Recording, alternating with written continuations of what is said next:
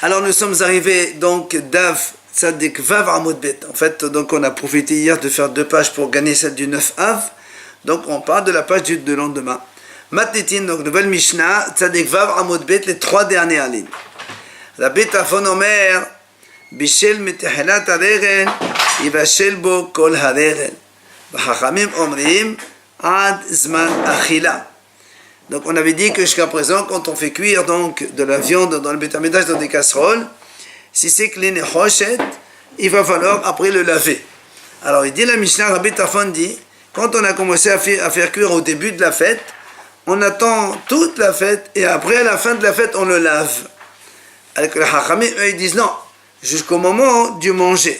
Quand la fin du délai de consommation du korban arrive, on doit laver la casserole dans laquelle on a fait cuire la viande.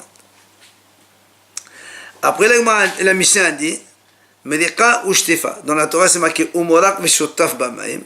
Qu'est-ce que c'est Mrika ou Shtefa? Alors la Mishnah a dit comme ça Mrika que Mrika takos ou Shtefa que Shtefa takos. Nous on sait que par exemple quand on veut faire Kiddush, Hachamim disent il faut que le verre on le lave de l'intérieur et on le rince de l'extérieur. C'est la même chose ici. On lave de l'intérieur la casserole et on la rince de l'extérieur. La Mishnah continue.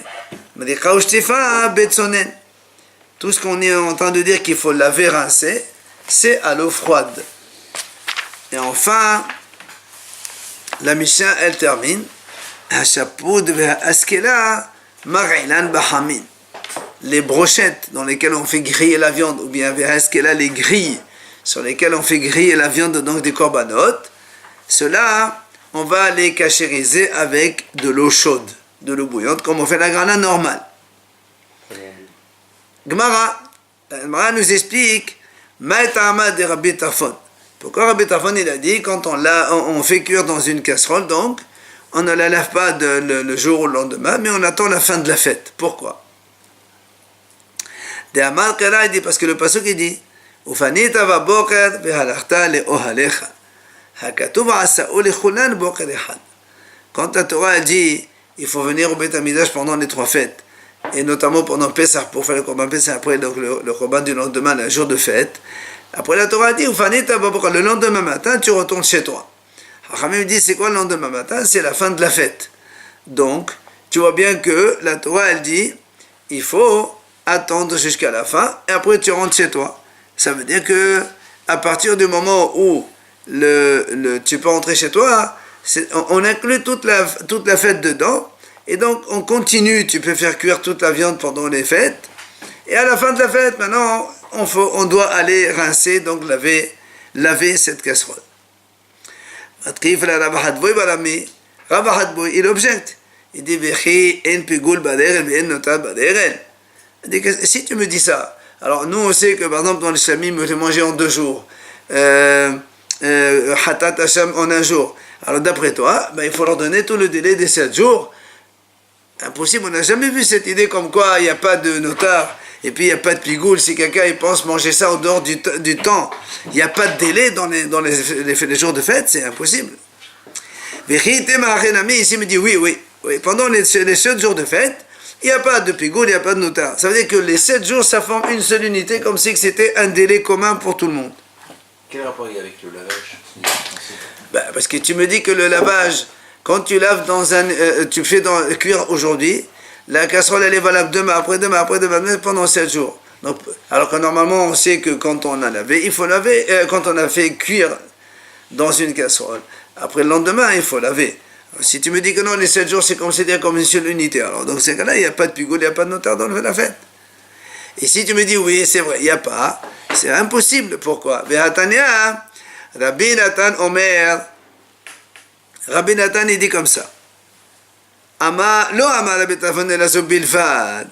C'est la seule chose où donc Rabbi Tarfon il a dit que toute la fête c'est considéré comme un seul jour, c'est uniquement à propos de Mrika ou Shtefa.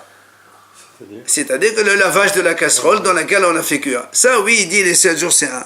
Mais pour tout le reste, on ne considère pas les 7 jours comme un. Donc tu vois bien que notar, pigoule, tout ça, ça existe comme d'habitude. Et là, Ketab Nachman Badavou. La Gemara répond, pourquoi Rabbi Tarfon il a dit, on attend la fin de la fête pour laver.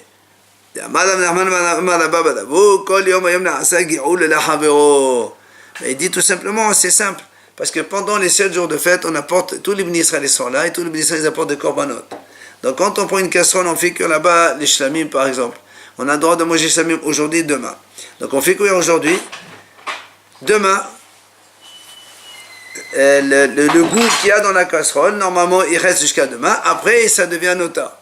Mais comme demain on va encore faire cuire encore de nouveaux shlamim, encore on a un délai d'un jour supplémentaire. Et comme tous les jours il y a des shlamim, du coup pendant toute la fête on peut faire cuire la viande dans ces casseroles-là. Et ce n'est que à la fin qu'on doit la laver. Les shlamim, ils sont dehors du temple. Non, les shlamim c'est dans le Beth Amikdash, mais on les mange. Hein? On les fait cuire, on les mange. Haramim omrim. Il y aura du monde, hein. Ah bah oui, ça c'est certain. Haramim omrim ad zman achila. Nous on a dit que le haramim il dit jusqu'au temps de consommation. Alors on a dit, Ma'akam, qu'est-ce que c'est ce temps de consommation? Amar Rav Nachman, Amar Rabba Badavou, Mamtin la ad zman achila, Behadar abid la medeka ou shtefa. Il vient donc, Rav Nachman il dit en vérité, qu'est-ce que c'est le temps de consommation?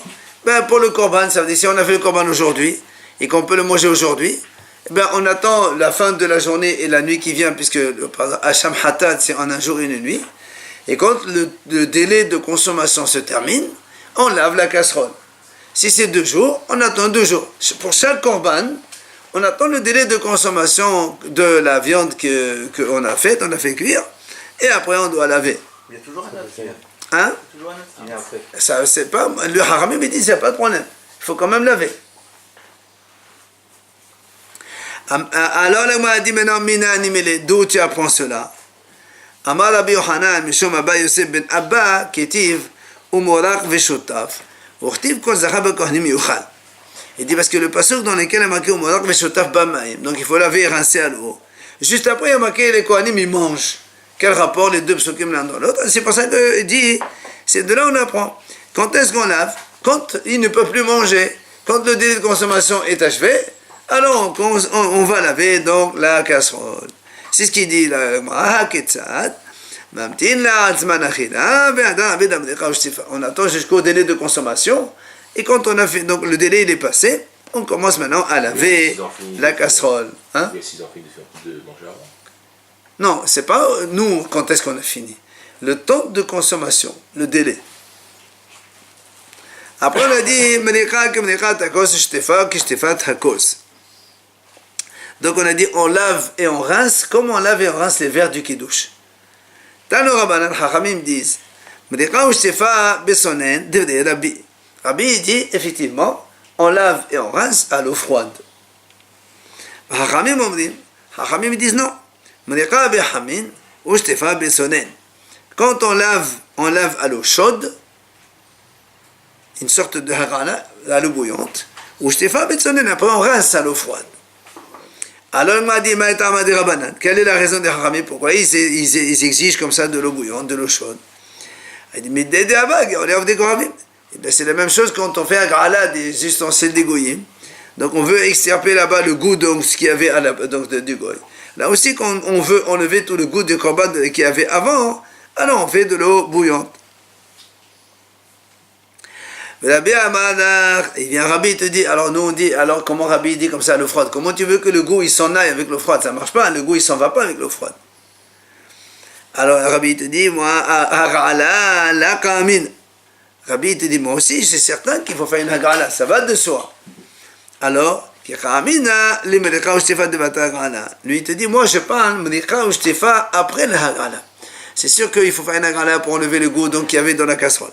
Maintenant, après la hagrala, il faut, selon Rabbi, laver et rincer à l'eau froide. La banane. Hachamim, alors comment? Eux ils disent pas qu'il faut faire les deux. Ils disent parce que donc selon Rabbi, il te dit, moi je parle de, il faut d'abord hagrala, ensuite medeka ou shefa à l'eau froide. Alors Hachamim comment ils font? Ils te disent non. Im kener tovkra o morak morak o shotaf shotaf. Même o morak ve shotaf. Alors Haramim dit, si c'est vraiment pour dire qu'il faut, comme il a dit Rabbi, alors on n'a qu'à dire morak, morak. Shotaf, shotaf, pourquoi on emploie deux mots différents? Si c'est pour laver à l'eau froide, tu dis un mot, tu répètes deux fois, pour dire voilà, il faut laver et rincer à l'eau froide. Pourquoi on emploie deux mots, morak et shotaf? C'est sûr que Mneka Bahamin ou Shtifa Betsonet. Il faut donc laver, donc faire bouillir à l'eau bouillante et ensuite rincer à l'eau froide. Vélabi, alors qu'est-ce qu'il répond à cela? Il te dit non, morak ou morak. Si la Torah marque le deux fois le mot morak ou bien le deux fois shotaf,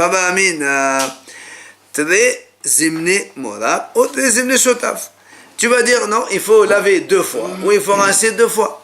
C'est pas ça les gens qui disent morak shotaf, le mal Rabbi te dit c'est pour ça qu'on a employé obligatoirement morak shotaf, deux mots différents. C'est pour te dire c'est pour laver comme on lave donc un verre. Et deux, rincer, et comme on rince un verre. Et tous les deux, c'est à l'eau froide. Et encore une fois, c'est après avoir fait la grana. Matitin, la nouvelle Mishnah. Bishelbo, si dans une casserole, on a fait cuire kadashim v'cholin. On a fait cuire de la viande sacrée et la viande chol au même temps. Ou bien, kodesh kadashim v'kadashim qalim. Ou bien on a fait cuire donc des kodesh kadashim, c'est-à-dire les sacrifices importants, avec Vekadashim Kalim, les sacrifices légers, en même temps. Alors la Mishnah dit, Im yesh behen benoten tam, haya kalim nechalin kahamodin shebahen. Il dit, si, par exemple, on prend le cas où les Kodesh Kadashim, qui sont plus hamour, c'est plus sévère, ils sont plus importants, donc le volume, que les Kadashim Kalim ou que le Chol, alors tout l'ensemble, on lui donne le statut de chose qui est Hamour, puisque c'est plus important. Ce qu'on appelle Benoten Tam, quand il y a plus donc, de viande Kodesh Kadashim que Chol, donc le goût il est plus important Kodesh Kadashim, mais si c'est le contraire aussi c'est pareil. C'est-à-dire s'il y a plus de viande Chol que de viande Kadashim, là aussi, donc c'est le goût du Chol qui l'emporte, et donc on va le manger comme un Chol. C'est permis de mélanger les deux? Apparemment. Qu'est-ce qui est interdit? Puisqu'on a le droit, non, puisqu'on a le droit de manger le Kodesh Kadashim dans le Beit HaMikdash. On n'a jamais interdit de faire entrer de la viande Chol dans le Beit HaMikdash. Donc on mangerait du Chol dans le Beit HaMikdash? Non. Ou même, on peut dire Kadashim Kalim plus Chol. Et les Kadashim Kalim, on les mange dans tout Yerushalayim, donc c'est pas un problème. C'est quoi, c'est quand même que ça? Non, ça peut être tout. Oui, Kadashim Pessah, c'est Kadashim Kalim de toute façon. Maintenant, il dit, et la Mishnah dit comme ça, et quand on a fini,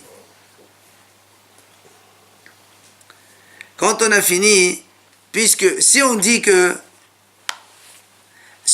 donc on a dit que s'il y a deux types de viande, un plus sévère que l'autre, on va le manger comme la viande la plus sévère.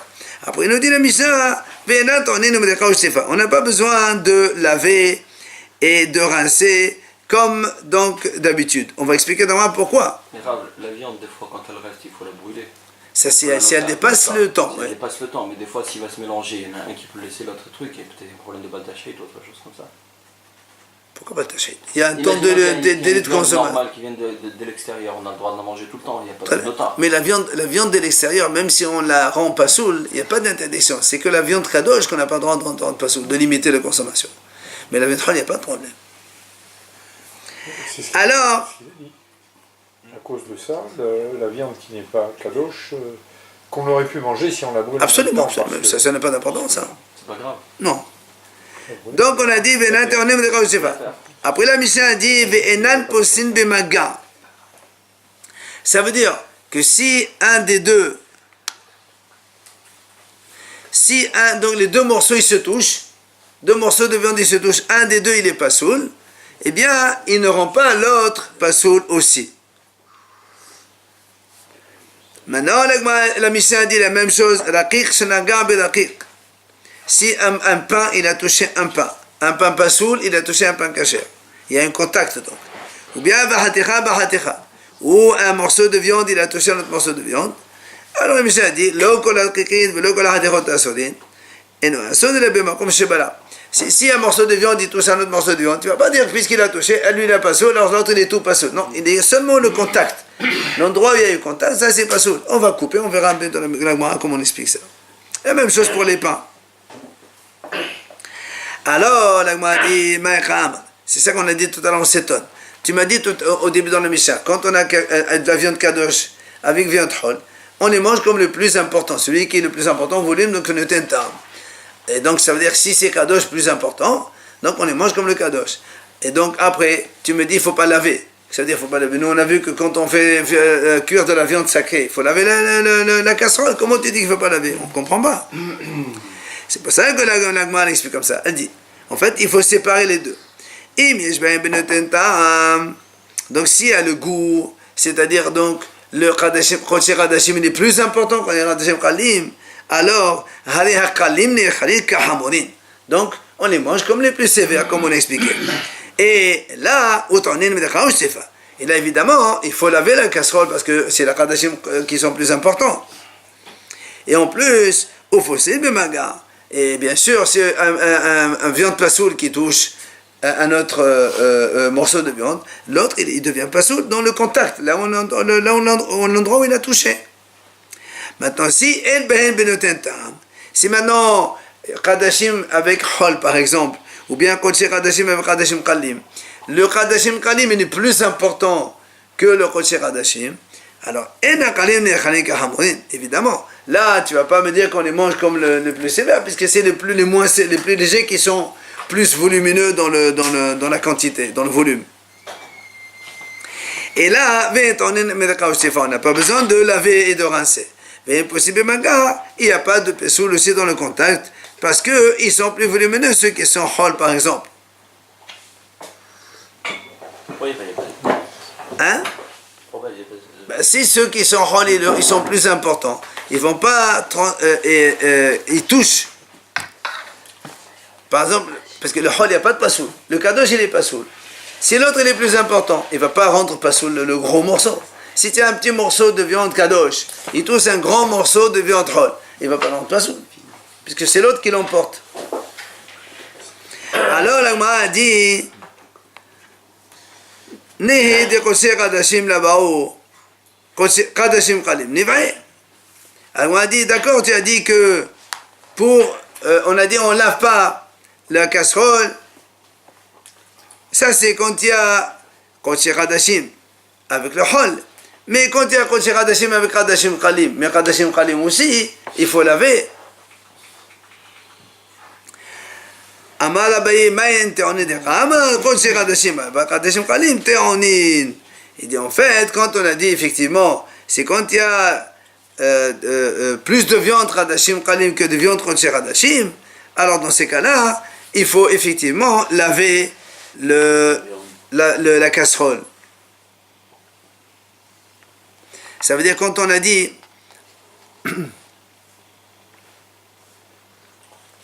justement, nous on a dit comme ça, quand il y a plus de Hadashim Kalim que de Kodesh Hadashim, donc on a dit on ne lave pas. Ça veut dire que tu ne laves pas. Même si tu ne laves pas pour les Kodesh Hadashim, il faut laver pour les Hadashim Kalim aussi. On a dit oui, effectivement, quand on a dit on lave, ici il a dit ça veut dire que, comme on a expliqué tout à l'heure, c'est en fonction du délai de consommation. C'est vrai, on ne va pas laver la casserole après le délai de Kodesh Hadashim qui est de 1 jour. Mais on lavera en fonction du Kodesh Hadashim Kalim qui est de 2 jours. Donc on lave après 2 jours. C'est pas qu'on ne lave pas du tout. On ne lave pas après le délai le plus court qui est de Kodesh Hadashim, puisque les Hadashim Kalim sont plus volumineux et donc dans le mélange. Rabba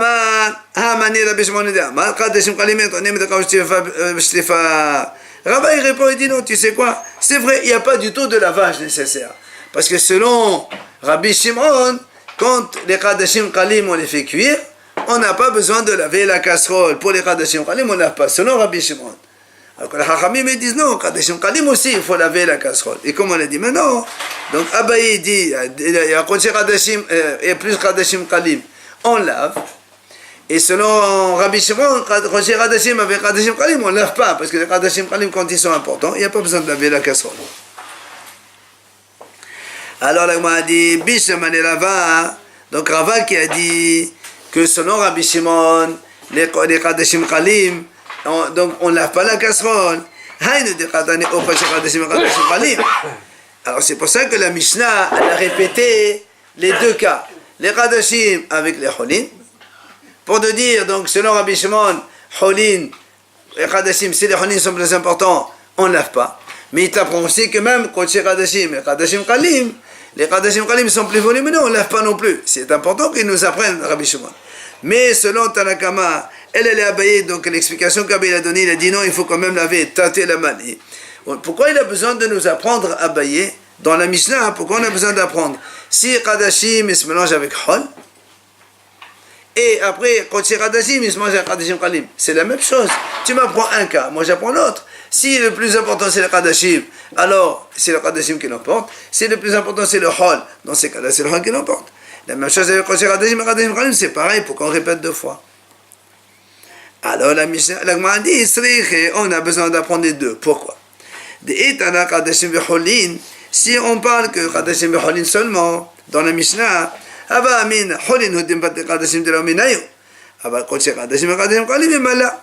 j'aurais dit, c'est vrai que s'il y a plus de viande Chol que de Kadashim, comme c'est deux choses différentes, le Chol il l'emporte sur Kadashim, donc c'est bon. Mais s'il y a un Kadashim Kalim et Chol sur Kadashim, moi je veux dire, malgré tout, c'est un peu Kadosh, les deux ils sont Kadosh. Alors peut-être que l'un n'annule pas l'autre, et on prend toujours la sévérité du Chol sur Kadashim. Alors on te dit non. Mais si on t'enseigne le deuxième cas, c'est-à-dire Chol sur Kadashim qui se mélange dans la casserole avec Kadashim Kalim, cela, c'est là aussi, j'aurais dit, quand est-ce que le plus important il emporte? Quand c'est Kadashim Kalim avec Chodshei Kadashim. Que les Kadashim Kalim ils sont plus volumineux, comme ils sont comme un Kadosh, alors ils l'emportent sur le Chodshei Kadashim. Mais quand il y a Kadashim avec Cholin, même si le Chol est le plus important, j'aurais dit non, le Chol ne peut pas annuler les Kadashim. Donc on est obligé d'apprendre quand même, donc on a enseigné tous les deux dans la Mishnah. Après on a dit les deux dernières lignes, Raqiq shehegia beraqiq. On a dit si un pain il touche à notre pain, un pain pasoul il touche à notre pain qui est kasher. On a dit dans la Mishnah, il y a donc, c'est pas tout le pain qui est pasoul. Et là moi elle explique, Tano Rabbanan, Kol asher yiga, c'est marqué tout celui qui touche. La Torah dit comme ça, Kol asher yiga bifsara yiqdash. Celui qui touche quelque chose de kadosh, il devient un kadosh comme lui. Alors, il a dit comme ça, est-ce que même s'il n'y a pas eu absorption, tu vas me dire, donc par exemple un morceau de viande kadosh, il touche un morceau de viande chol.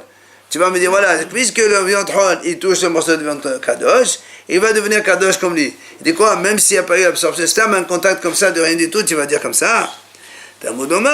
Bifsara. La Torah l'a dit, bifsara, dans sa chair. Ça veut dire quoi? Il faut bien mettre que le goût du korban il soit absorbé dans donc le morceau. Par exemple, quand on fait, ils sont à chaud. Quand ils sont chauds tous les deux, là le goût il passe de l'autre côté. Mais à froid comme ça, il n'y a pas. Alors il m'a dit très bien. Alors tu vas me dire quoi? Même s'il touche qu'une partie du morceau, c'est tout le morceau. Imaginons deux morceaux, un morceau, le korban il est pas soul, et un autre morceau il est normal, il est pas soul. Alors parce que le morceau de pas soul, il a touché un morceau gros comme ça, c'est tout le morceau qui va devenir pas soul. Yiga. La Torah dit yiga, seulement le contact. Hanorea pas soul, seulement le contact. Alors d'un côté on nous dit celui qui touche seulement la partie, donc la surface de contact, elle est pas soule. Et d'un autre côté, tu me dis, il faut yivla, bifsala, ibala, il soit absorbé complètement. Alors, on m'a dit, comment on va solutionner les deux? Choter et makom shebala, bifsala. Quand il y a un incident comme ça, qu'un morceau pas soule, il touche un autre morceau qui est kasher, on va couper donc une partie de la viande qui était en contact avec donc la partie de contact aussi, et on enlève aussi avec un morceau de viande, et donc c'est pas tout le morceau qui est donc devenu pasoul. Même froid. Chaud, pas froid. Non, mais quand ça touche. À froid, il n'y a rien du tout. Quand c'est pas saoul. Quand c'est pas saoul. À froid, il n'y a rien du tout. Il y a rien du tout. Alors, la Gemara dit, Bif Sarah, comme la Torah dit, quand la Sheligar Bif Sarah Yirdash, il faut donc qu'il y ait un contact de viande.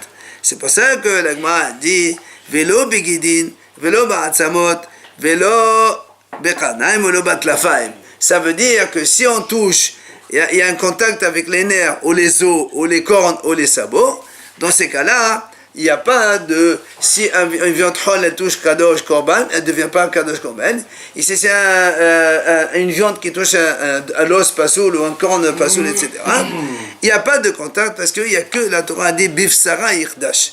Seulement si on touche la viande, alors on est comme la Torah dit là-bas, les yod kamo, pour être comme elle. Ça veut dire quoi comme elle?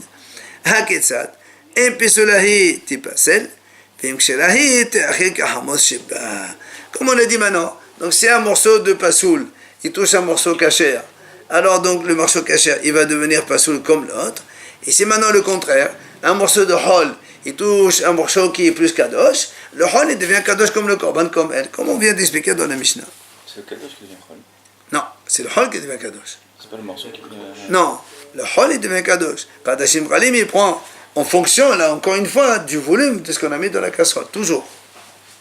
Comme on a dit dans la Mishnah, il faut qu'il y ait un goût. Le goût, c'est le rov. Alors, viens là, m'a dit, pourquoi tu dis, nous on a dit comme ça, si on a un morceau de viande, par exemple, korban, il faut le manger. Il touche un morceau pasoul, d'accord? On a dit donc, il devient pasoul, on ne peut pas le manger. Alors, moi, posé la question, ah, mais pourquoi tu dis que c'est sûr de manger? Ici, on a deux commandements. Un commandement, il dit, il faut manger la viande de korban. C'est un commandement positif de manger la viande de korbanot. Il y a un commandement positif de ne pas manger une viande qui est pas soul. Or, cette viande, elle est devenue pas soul parce qu'elle a touché un morceau pas soul. Mais nous, on a un principe que le commandement positif l'emporte sur le négatif. Alors, on aurait dû manger. Quand tu me dis ici, quand il y a la viande de korban, elle devient pas soul, on ne peut pas la manger. Au contraire, il faut dire qu'on peut la manger. Ici, au départ, le morceau kadosh, le morceau saint, est beaucoup plus volumineux. On a dit que le morceau pasoul, il devient kadosh. Ah non, ça c'est le hol, il devient kadosh. Quand il y a un contact avec pasoul, il y a toujours un pasoul, la partie de contact. Justement, on va dire pourquoi. Puisqu'il y a un commandement positif et un négatif, le commandement positif l'emporte. Amar Rava y répond, il dit c'est vrai, de façon générale, un commandement positif l'emporte sur le négatif, mais pas dans le Beth Amikdash. Donc dans le Beth Amikdash, ça n'existe pas cette notion. D'où tu apprends ça? Il dit, c'est marqué à propos du Korban Pessah. La Torah dit, quand on fait le Korban Pessah, on n'a pas le droit de casser les os du mouton de Pessah. Alors, la Bishma Bemnassi Omer, il dit Rabbi Shimon que ce soit un os, qu'il y ait de la moelle osseuse dedans ou pas, c'est pareil, on n'a pas le droit de casser les os du Korban Pessah. Alors il dit Amay, pourquoi tu dis on n'a pas le droit? Normalement il y a la mitzvah de manger le Korban Pessah et la moelle osseuse c'est mangeable aussi. Pourquoi la Torah, on aurait dû permettre de casser l'os pour prendre la moelle osseuse et la manger? Manger le Korban Pessah, c'est un mitzvah positif. Ne pas casser l'os, c'est un mitzvah négatif. Et donc la mitzvah positive, elle doit l'emporter. Donc si la Torah dit non, et là, tout ce qui est kadosh, il n'y a pas de assez le assez. Ravashi donne une deuxième réponse. Ama, yirdash asehu. Il dit non, il a une autre raison pourquoi on n'a pas le droit de manger. Parce qu'en fait, quand la Torah dit celui qui touche Yirdash, donc ça c'est un commandement positif. Si tu touches, tu deviens Kadosh. Et si tu touches, il devient pas sourd. Ça c'est positif. Or, la mitzvah assez de manger ne peut pas l'emporter sur deux commandements qui sont négatifs et positifs. Un positif qui devient pas sourd comme l'autre, et le négatif de ne pas manger la viande pas sourd. Un, il ne peut pas l'emporter sur deux. Ça, c'est une autre explication de Ravashi. Maintenant, la Gemara dit très bien. Ashkehan hatat Dimet Kadesh Babaloa. Et de tout ce pasouk-là, il parle de Korban Hatat. Que le Korban Hatat, que si donc on a le contact avec un autre morceau, si c'est Hol, il devient Kadosh comme lui, si c'est Pasoul, il devient Pasoul, etc.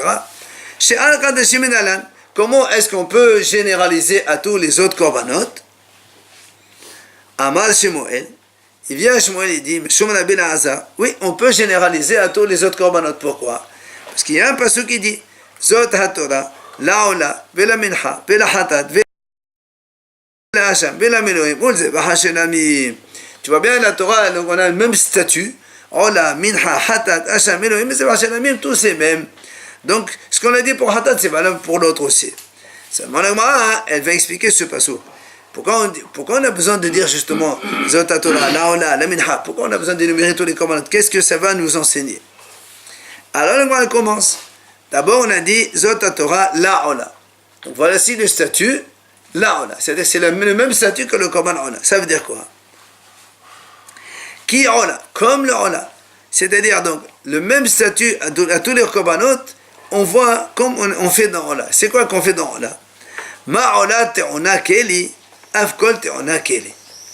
Comme le Korban Ola nécessite un ustensile, un récipient, on va voir ce que c'est. Alors tous les autres Korbanot, tu sais la même chose, ils nécessitent un récipient. Alors on dit, c'est quoi ce récipient? Michael, de quoi tu parles? Et les mizrak. Si tu me dis, ça veut dire le récipient, c'est la coupelle avec laquelle on réceptionne le sang quand on fait la shita de l'animal. Alors ici c'est ça. Beshalmit sebonami kitibehu. Si c'est ça, je n'ai pas besoin de Ola pour apprendre. Ça, c'est marqué clairement dans la Torah. Quand Moshe Rabbeinu, il a fait entrer le ministère dans l'alliance avant les 10 commandements. Il y a marqué Moshe Rabbeinu, il a réceptionné le sang dans une coupelle. Donc c'est carrément marqué dans les Shlamim, ça. Donc j'ai pas besoin de Ola pour apprendre ça.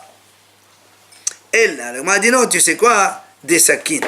Tu sais le récipient, c'est quoi? C'est le couteau. C'est-à-dire, tous les korbanot qui nécessitent un couteau pour les égorger, on les apprend de Ola. Alors, ce qu'on met dans Ola, on généralise à tous les korbanot. Alors il m'a dit, mais qui t'a dit, où tu as vu que le korban, il faut un couteau pour le faire la shita? Alors il dit, Abraham et Yado, là-bas c'est marqué, Abraham a vu donc, il a pris le couteau pour faire la shita de son fils, et on sait qu'à la fin,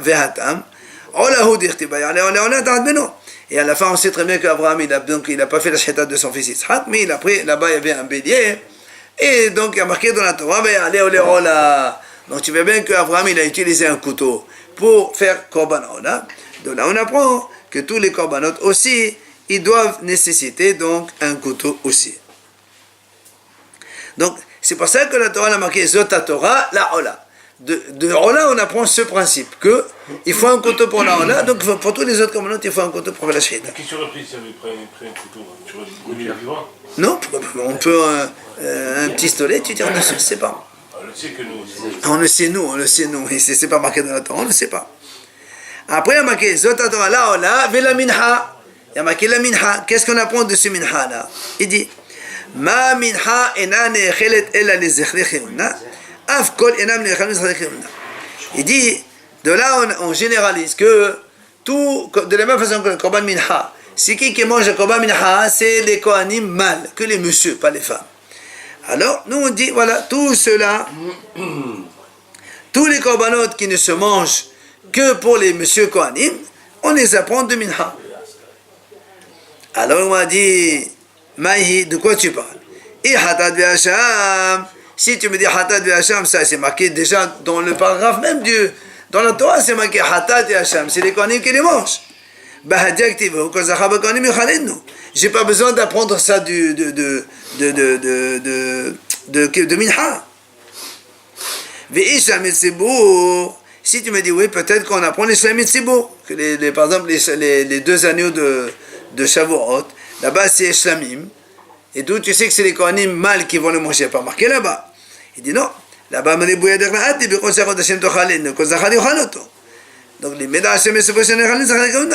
donc là-bas aussi, on a un passage supplémentaire qui répète, il y a marqué Non, le passage dit Bekot Sakodashim Tochalenu. Tu les mangeras dans les Kodesh Sakodashim. Kol Zachar et Ochaloto. Et la Torah répète. Pourquoi tu répètes? C'est pour dire justement, Shalmit Sebour, ces deux shlamim là, il n'y a que le Kohanim qui les mange seulement. Donc, je n'ai pas besoin d'apprendre des minha que les shlamit Sebour, et il faut que seulement les Kohanim mâles qui peuvent le manger. Alors, donc on se pose la question toujours, pourquoi la Torah elle écrit la minha? Qu'est-ce qui nous sert ce mot la minha ici? Alors on répond, Tana, il dit, c'est vrai, il y a une mahalouk de Tanaïm, il y a un hacham qui apprend que la Shalmit Sebour, on les mange donc seulement les messieurs Kohanim, il les apprend donc comme on a vu nous, à partir de le pasuk qui dit, et un autre qui l'apprend, comme nous on a dit maintenant, de la minha. Comme la minha elle ne se mange pas donc les messieurs Kohanim seulement, alors là aussi les Shalmit Sebour ils se mangent que par les Kohanim seulement. Demain on continuera donc la suite du pasuk.